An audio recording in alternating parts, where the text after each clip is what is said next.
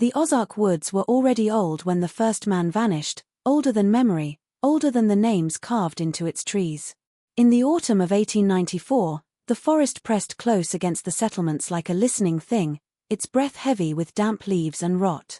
Men walked into it willingly then, following lantern light, following voices that knew their names, and the woods did not give them back. People said the sisters lived where the paths gave up. Their cabin was never marked on any map, yet everyone knew the direction, follow the creek until the water stopped sounding alive. They were spoken of softly, as though the trees might carry words to them. Women crossed themselves when their names were mentioned. Men laughed, then fell silent, unsure why their throats had tightened. At night, the wind carried unfamiliar sounds, the slow creak of wood under weight, the rhythmic groan of bedsprings moving where no homes should be. Lamps burned deep in the forest long after towns went dark. Sometimes, just before dawn, a scream would rise and be cut short, as if smothered by hands that had practiced restraint. Those who returned were not whole. They woke days later in their own beds, clothes clean, bodies marked with faint bruises shaped like fingers and straps. They could not remember how they had come home. Their sleep afterward was restless, haunted by the sensation of being watched from the foot of the bed, measured, judged. Some refused to sleep at all. Others never woke again. The elders claimed it was sickness. The preacher said temptation. But the ground told another story. Mattresses were found buried beneath loam and stone, soaked through with something darker than rust. Iron frames lay twisted as if bent by hands that did not tire. The forest swallowed these discoveries quickly, vines reclaiming them within days, as though the land itself wished to forget. By winter, the woods had learned the shape of fear. Snow fell without sound. Footprints ended abruptly. And somewhere beyond the last known trail, in a cabin that breathed and shifted at night, beds waited, cold, prepared, and never empty for long. In the late summer of 1894, the Ozark Mountains were already known as a place where things disappeared, time, direction, sometimes entire families, but the sudden absence of men unsettled even those who had lived their whole lives at the forest's edge. It began quietly, with one or two names mentioned during Sunday service, spoken with the assumption that the men had simply wandered off for work or drink. A trapper failed to return from a familiar route. A farmhand vanished after promising to visit his sister before winter. No signs of struggle were found, no blood, no broken brush, only the uncomfortable certainty that these men had walked into the woods by choice and had not been forced or chased. The trails showed no panic in their steps, no hesitation, only a steady forward movement that stopped without explanation. Their belongings remained untouched, rifles leaning against cabin walls, boots by the door, supper still cooling on stoves, creating the eerie impression that the men expected to return shortly and had left life paused behind them. As weeks passed, the pattern became harder to ignore. Nearly every missing man had been last seen speaking to a woman he could not later describe clearly, or following someone into the tree line just before dusk. Witnesses struggled to recall faces, voices, even clothing, remembering only a pull, an invitation that felt personal and irresistible. Rumors spread through general stores and churchyards, carried in half-formed sentences and lowered voices. Some claimed the forest had grown jealous. Others said the mountains had moods and this was one of them. Yet the disappearances continued with unsettling consistency, always solitary men, always after sunset, always toward the deeper woods where paths thinned and sound behaved strangely. Families searched at first, organizing small parties with lanterns and dogs, but the forest resisted them. Trails twisted where they should have been straight. Dogs whined and refused to move forward. Lantern flames guttered as though starved of air. After several searchers themselves failed to return on the same night, the efforts slowed, replaced by a heavy, communal dread. Doors were barred earlier. Women were warned not to wander. Men who once mocked superstition began sleeping with Bibles under their pillows and rifles across their knees. The woods, once a source of food and shelter, had become something observant, something that waited. What frightened the community most was not the absence of bodies, but the absence of evidence. No graves surfaced. No remains washed downriver. It was as if the men had been carefully removed rather than killed, collected rather than destroyed, leaving behind a hollowed settlement where every unanswered question seemed to deepen the silence between the trees and every missing name felt like it was still being spoken somewhere far beyond the last visible trail. As the disappearances mounted, attention inevitably turned toward the edge of rumor, where unease hardened into something closer to belief. Long before the men began vanishing, there had been whispers about 3 sisters living beyond the timberline, in a stretch of forest so dense that even seasoned hunters avoided it. No one could say exactly when the women had arrived. Some claimed their mother had been there before the war, others insisted the sisters had simply always existed, folded into the land like an old scar. They were never seen traveling into town together, and rarely at all, appearing only on rare mornings to barter herbs or cloth, faces half hidden beneath shawls, eyes alert and unblinking. What unsettled people most was not their isolation, but the way time seemed to ignore them. Years passed, children grew into adults, yet the sisters' faces remained unchanged, neither young nor old, as if age had lost its meaning around them. They did not attend church, and the few times the preacher attempted to visit, he returned pale and shaken, refusing to speak of what he had seen. Neighbors claimed the sisters' cabin stood on ground where sound behaved strangely, where voices dulled and footsteps softened even on dry leaves. Smoke rose from their chimney at odd hours, sometimes long after midnight, and there were nights when multiple lantern lights flickered behind the cabin windows, moving in slow, deliberate patterns. People argued over whether the sisters lived alone, but no man could truthfully say he had ever seen one of them share a bed or keep company in the ordinary sense. As fear tightened its grip on the settlement, the sisters became a convenient shape for it to inhabit. Every unexplained noise, every shadowed movement in the woods, seemed to bend in their direction. Women warned their sons not to look at strangers in the forest. Husbands were cautioned against wandering at dusk. And yet, beneath the fear lay something more disturbing: fascination. Stories spread that the sisters knew how to speak to men in a way that slid past caution and pride, that their voices carried a softness that felt like being remembered by someone who had always known you. Men who had glimpsed them could not recall exact features, only a sense of familiarity so strong it felt like destiny rather than coincidence. What sealed the sisters into the collective imagination was their absence from grief. While families mourned and searched, the sisters' cabin showed no sign of concern or curiosity. They did not ask about the missing. They did not join the searches. They remained where they were, untouched by loss, untouched by winter, untouched by the slow unraveling of the community around them. Even those who defended them struggled to explain how 3 women, living alone in such a place, remained unharmed while able-bodied men vanished one by one. The discovery was not made by design but by erosion, the slow honesty of the land revealing what human hands had tried to conceal. After a week of heavy rain, a shallow ravine near an abandoned logging path collapsed inward, exposing a tangle of rotted fabric and metal that did not belong to the forest.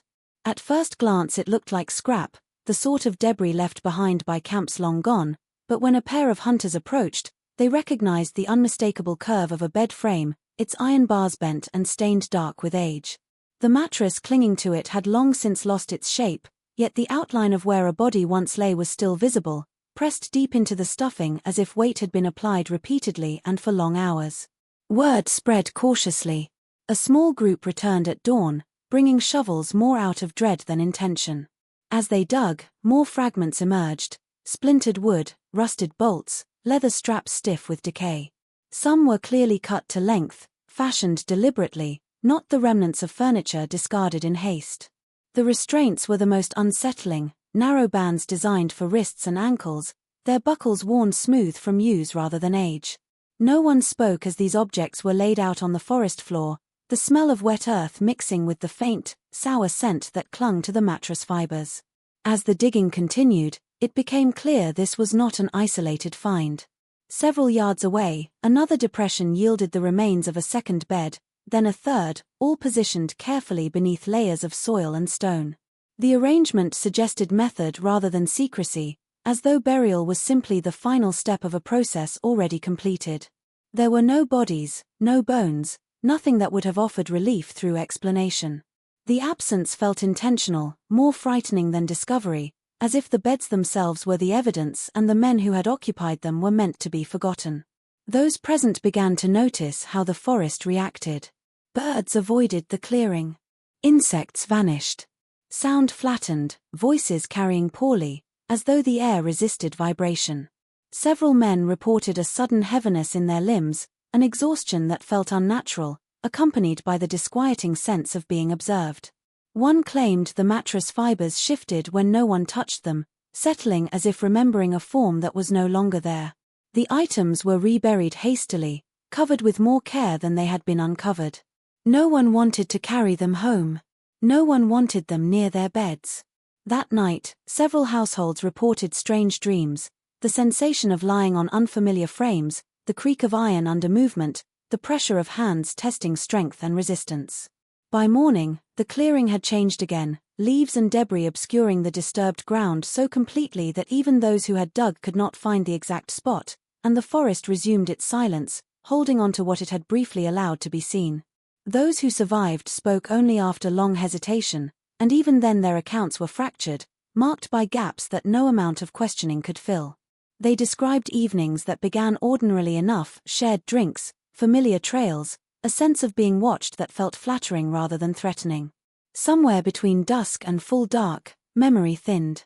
What followed came not as images but sensations: the smell of old wood, the creak of iron shifting beneath weight, the awareness of lying down when they did not remember choosing to rest. Waking came slowly, accompanied by a weakness that felt deeper than fatigue, as though sleep itself had taken something that could not be recovered with food or time. Several men recalled opening their eyes to unfamiliar ceilings, low and close, lit by lanterns turned low. The beds beneath them were wrong, too narrow, too rigid yet carefully arranged, their blankets tucked with deliberate precision. They sensed movement nearby, hands adjusting straps or smoothing fabric, though when they tried to focus their vision, it slipped away. Faces would not form clearly in their minds, only the impression of figures standing just beyond sight, patient and observant. Attempts to speak failed. Tongues felt thick, limbs unresponsive, as if their bodies had agreed to stillness without consulting them. When the men woke again, they were home. Boots were cleaned. Clothes washed. Injuries, if present at all, were subtle. Faint bruises around wrists and ankles, soreness in the lower back, a dull ache behind the eyes that lingered for weeks. Families insisted they had been returned in the early morning hours, left quietly at doors or laid into beds already prepared. No tracks were found. No one saw who brought them back. The men themselves could not explain how they had crossed miles of forest in such a state. More troubling than the physical marks was what followed. Sleep became dangerous.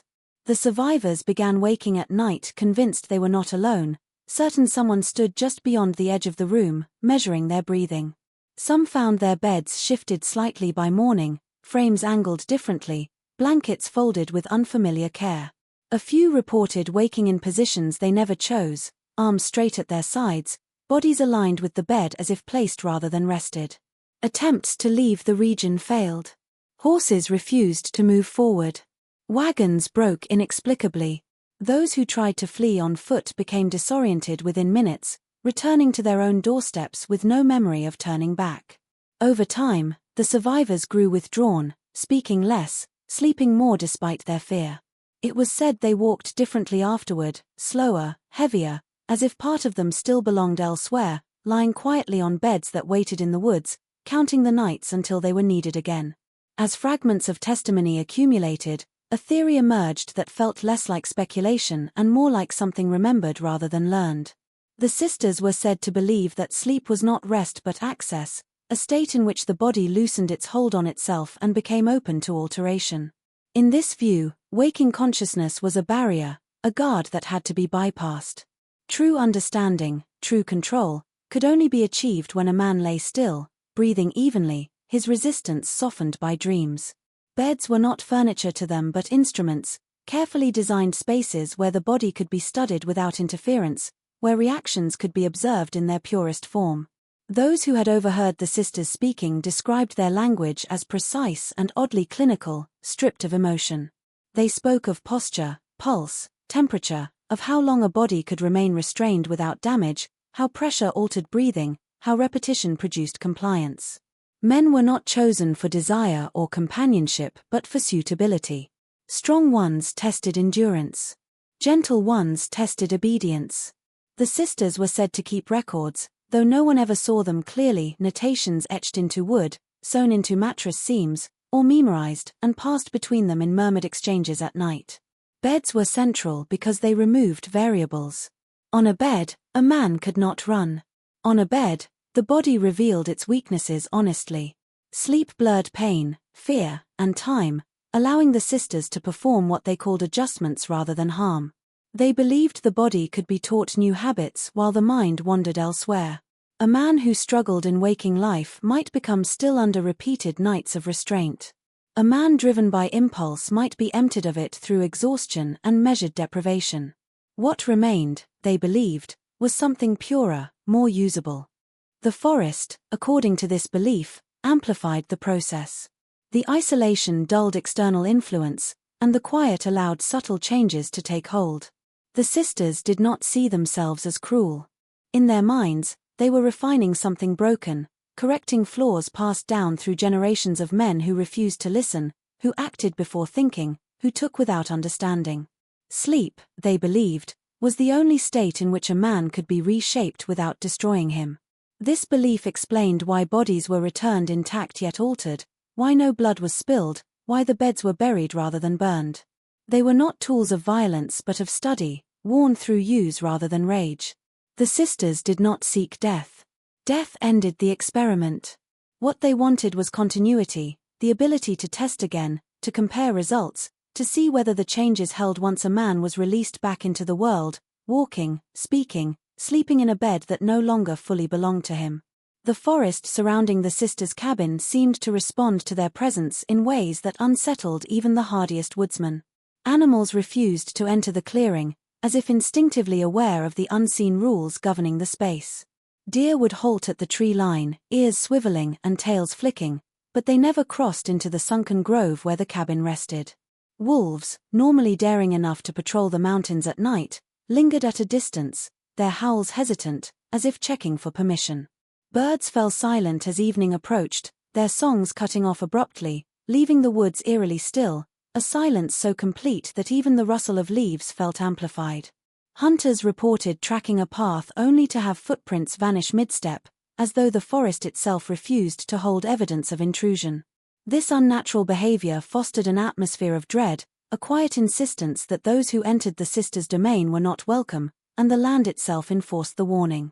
Travelers who dared approach the clearing described a sensation of weight pressing against their bodies, subtle at first, like the slow accumulation of fatigue, but growing to a heaviness that made arms and legs feel unsteady. Sounds became distorted. Whispers in the underbrush were mistaken for voices, shadows seemed to linger longer than their source, and lanterns wavered despite still air. Even those who had grown familiar with the mountain's moods admitted the sensation was unlike anything they had experienced before. Trees seemed to bend subtly, guiding the unwary deeper or turning them away from the cabin. Those who attempted to mark paths found the markers gone the following day, broken or shifted as if by invisible hands. Locals began to speak in hushed tones about the forest being watchful, a phrase that carried both fear and reverence. Beyond the animals and the shifting landscape, a more intangible effect pervaded. People reported dreams of the sisters and the clearing before ever seeing it. Some awoke in the middle of the night with the impression of standing among twisted branches, lantern light reflecting off iron, their hearts racing at memories of beds they had never touched. Survivors of the sisters' experiments described a lingering awareness, a sense that the forest extended the sisters' influence beyond the cabin walls. The line between human observation and natural response seemed to blur, as though the land itself had been trained to enforce the sisters' will, to protect them and their work from intrusion. The isolation of the cabin was absolute, but it was not merely physical, it was a subtle, pervasive domination of perception, a soft but persistent pressure that suggested the forest itself had become an ally, a sentinel, a participant in the strange and precise order that the sisters maintained in secret. Those who approached carried the memory of that pressure long after leaving, a heavy knowledge that the woods were not just scenery but an active participant in the experiments conducted within, bending life and instinct to a rhythm only the sisters could fully command. The appearance of the journal changed everything, though it arrived not with ceremony but through accident. It was found wedged beneath a floorboard in a cabin long abandoned, pages yellowed and brittle, ink faded but still legible in careful script. The handwriting was precise, deliberate, the loops of letters uniform, as though the author had written each line while measuring the pulse of her own patients. It detailed nights spent observing men while they slept, recording minute shifts of limb and breath, the subtle rise and fall of chest and abdomen, the way the body responded to touch, to restraint, to whispered commands spoken in tones soft enough to bypass consciousness entirely. The entries were clinical, almost obsessive, cataloguing reactions in ways that blurred the line between study and devotion. The women wrote not of cruelty, but of procedure, as if the purpose of their work justified every action, and the forest itself approved. What horrified those who read the journal was not only the meticulousness of the records, but the understanding it implied. The sisters had developed methods to coax obedience, to test endurance, to measure susceptibility to fear, and to exploit it with subtlety. Each man became a case study, each night an experiment, each restraint or shift of weight logged with careful attention. Some pages described attempts to awaken memory in the sleeping, to prompt involuntary responses that revealed character or hidden habits. Others detailed the use of sound, scent, and pressure in precise combinations designed to gauge limits, to cultivate compliance without awakening alarm. There was no arbitrary cruelty here. Every procedure was methodical, repeated, refined with the same patience used to tend crops or herbs, as though they believed that the human body could, like soil or seed, be cultivated, adjusted, perfected over time. The journal also revealed an awareness that extended beyond the physical. Dreams were recorded, notes on how men reacted to imagined threats or unseen presences, and entries suggested that sleep itself became a medium through which influence could be exerted. The sisters wrote of the subconscious as if it were a canvas, noting every subtle twitch, every sigh, every involuntary movement as a brushstroke in a larger picture.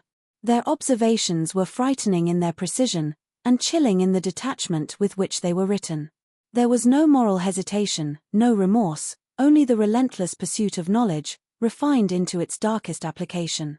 The text implied that the sisters viewed the forest and their home as laboratories, where every variable could be controlled except the unpredictability of the human subject, and even that they sought to manage.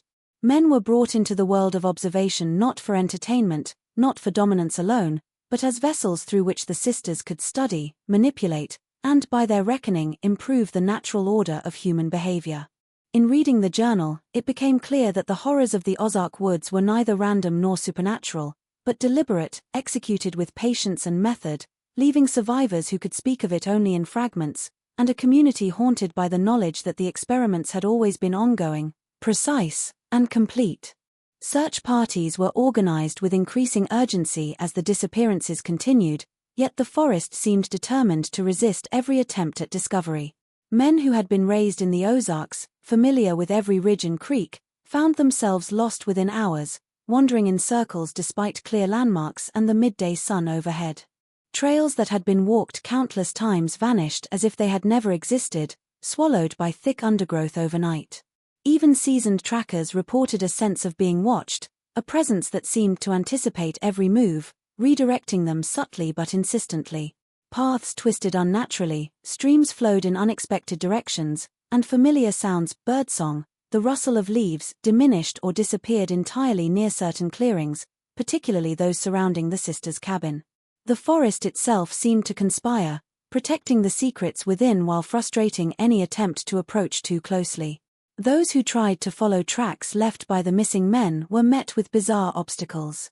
Footprints would fade after only a few steps, muddied by soil that seemed too soft to support weight, or covered by leaves arranged unnaturally as if the ground itself was erasing the evidence.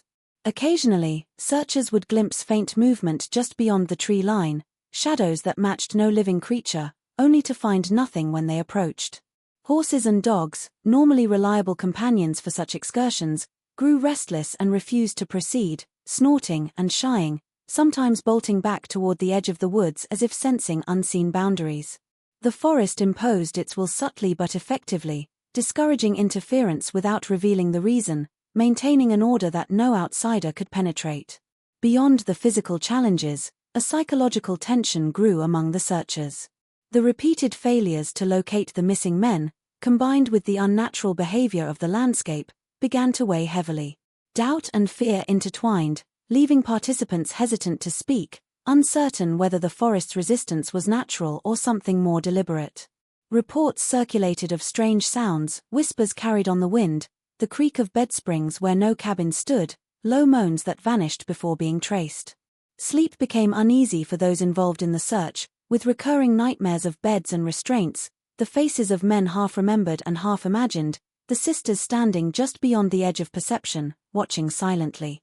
Ultimately, these experiences reinforced the community's growing belief that the forest was an active participant in the sisters' work. It was not merely a backdrop but a guardian, concealing the experiments and ensuring that no one could intervene. The men who entered were absorbed into a system beyond comprehension, guided, trapped, and hidden by both human and natural forces. Those who returned carried with them fragments of memory, vague sensations of beds, weights, and observation, while the forest reclaimed its secrets with relentless efficiency. The line between reality and the unseen influence of the sisters became indistinguishable, leaving the woods as both sanctuary and prison, a place where human logic faltered and the sisters' experiments could continue without interruption. The horrifying truth that gradually emerged from whispered accounts, fragmentary memories, and the occasional recovered journal was that the sisters' experiments were never intended to release their subjects fully, nor to allow them to return unchanged. The men who disappeared were not merely missing or misplaced, they were collected, studied, and then altered in ways subtle enough to evade immediate detection yet profound enough to leave their lives forever altered. The forest that protected the sisters' cabin acted in concert with them, ensuring that no search party could penetrate too deeply, no trail could be reliably followed, and no outsider could piece together the full scope of what occurred. In this hidden corner of the Ozarks, the sisters had perfected a system, a methodical cycle in which men became tools, instruments of observation and adjustment, each experiment building upon the previous, refining their understanding and control. The process was deliberate and patient. Men were chosen for their strengths, weaknesses, or simply their availability, and brought into a world where the normal boundaries of consent and agency were suspended while they slept. Beds were designed not for comfort but for study, structured to monitor reactions, measure endurance, and apply precise forms of restraint that left the subjects aware only in fragments.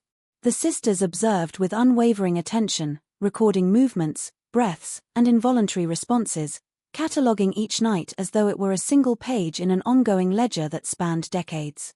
Over time, the men were altered, conditioned to respond in particular ways, to behave within limits dictated by unseen rules, their bodies and minds reshaped through repetition and subtle manipulation. The community surrounding the sisters remained ignorant, shielded not only by fear but by the effectiveness of the sisters' methods. Survivors returned home physically intact but mentally fractured, unable to articulate the full nature of what had occurred, their memories fragmented or missing entirely. Their absence of resistance upon returning suggested compliance, a learned submission that reinforced the sisters' belief in the necessity of their work. Those who did not survive or return at all became a silent testimony to the precision of the system, the ruthlessness of its design, and the impossibility of fully escaping once drawn into its orbit. The forest reclaimed evidence, erased paths, and silenced sounds, creating a cocoon in which the experiments could continue undisturbed. In understanding this, it became clear that the sisters were not merely cruel, nor were they capricious. Their goal was mastery over the human body and mind, perfected through repetition and careful observation. Men were not released unchanged, they were returned as altered versions of themselves, pieces of an experiment that continued even beyond their awareness.